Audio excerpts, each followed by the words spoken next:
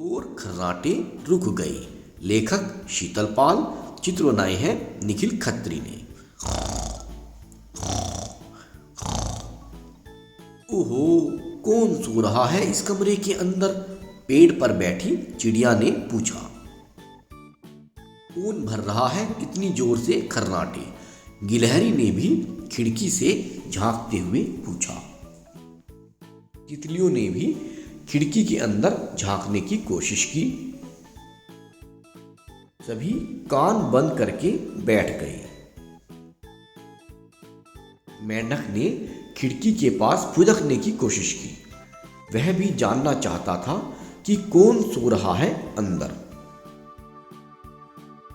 बंदर बोला, मैं पता कर सकता हूं। वाह, तो जाओ पता करो कौन सो रहा है अंदर। जोर लगाकर हैया, बंदर ने बहुत जोर लगाए। बंदर ने अपनी पूंछ संभाली और पूरी जान लगाकर दरवाजे की कुंडी खोली और बंदर ने दरवाजा खोल दिया। खोलते ही बंदर किताबों के ढेर के नीचे दब गया। खर्राटों की आवाज अभी भी आ रही थी।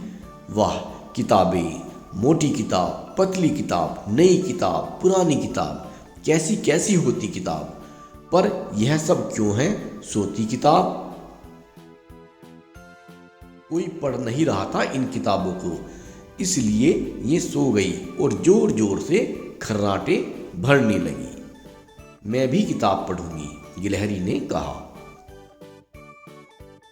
मैं भी किताब पढ़ूंगा, मेंढक ने कहा। मैं भी किताब पढ़ूंगी, तितली ने कहा। जैसे जैसे सब किताबों को पढ़ने लगे, वैसे वैसे किताबें जागने लगी और खर्राटे रुक गए। मुझे यह वाली किताब पढ़ने दो। बंदर ने खाना पकाने के बारे में किताब उठा ली। अरे ये क्या?